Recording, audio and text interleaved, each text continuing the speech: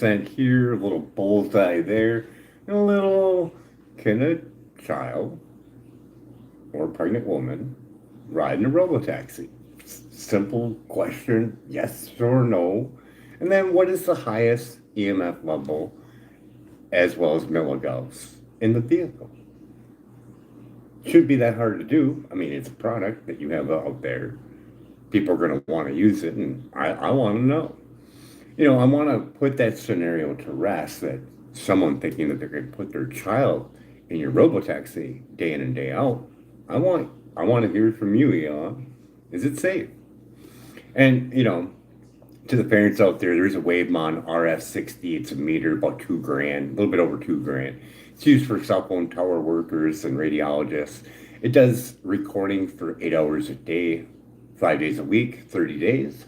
And then you also have Safe and Sound Pro meter, about a little bit over 1 grand. You also have Building Biologist Institution, where you can hire a specialist to test, and they're usually in every single state. So you can just go find one where robotaxi is available and you can just test one. And I didn't put this in any of my videos, but I'm thinking if you do testing, do all your talking outside of the vehicle, listening devices, all that. Yeah, and I would do two. Do one where you're talking about testing the vehicle and one that you're not saying anything. And I would say nothing around your phones as well. Do a real good control over it. But yeah, I mean, I'm kind of curious. I want to know because the SEC is outdated 40 plus some years, lost in court, arbitrary and capricious, 2021, didn't look at the vulnerability of children or pregnant women. Children take in 10 times more microwave radiation than an adult, work over at Gandhi, over Environmental Health Trust. You have 252 scientists from 43 nations that signed the call for protection from non-ionizing radiation. You also have Dr. Rob Brown, who just came out with a new book, Unplugged, and it goes through on the damaging effects from microwave radiation. And you also have the Bioinitiative report of all the ill effects of microwave radiation. You also have all the industrial influence between the telecom industry and the FCC and them going back and forth. You can also see that over Environmental Health Trust, all illustrated, and also a book called Captured Agency. See, Elon's real big on fraud, but this whole FCC safety guideline is based on fraud. And our 1996 thermal guidelines came from the 1980 rat and monkey test, where they were blasted with microwave radiation to the point where they couldn't push a food lever even though they were starving. They cut that number by 50% for the general public and 10% for workers. And they had burns on their faces. They refused to look at anything else except for thermal effects, only 6 minutes worth of warming.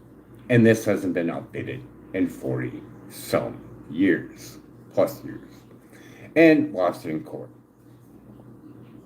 You can hear that court transcript over at Environmental Health Trust. You can hear what the judges ruled on. But yeah, simple yes or no. Is it safe for a child or a pregnant woman? And you also have the offshoot of Environmental Health Trust, which is the Baby Safe Project, which is over 400 pediatricians expressing the urgency to safeguard your child during pregnancy from microwave radiation. So, is it a yes or no? And I want to know the highest level of EMF and milligauss.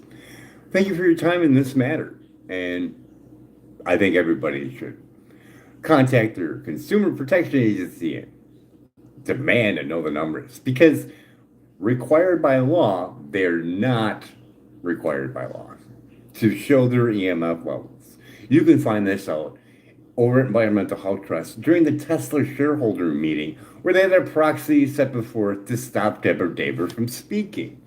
You'll see why. Someone overrided that. She got to speak, but you'll see why. It's great. Once you hear that, you'll get the picture. Oh yeah, seatbelts are there to safeguard children during a crash. But there is no protection from the EMF that will penetrate deeply into their heads, into their not fully developed brains yet. You can go see the illustration over at Environmental Health Trust. Oh, we're not going to cancel yet. So, the statements on Joe Rogan's show 1609 were false. All of them were. And you could go make up for that, Elon, by going back on Joe Rogan's show and requesting an expert over environmental health trusts from their vast pool of knowledge of damaging effects from cell phones and cell phone towers. Why wouldn't you want to sit down with the team that beat the FCC in court on their outdated safety guideline? Money!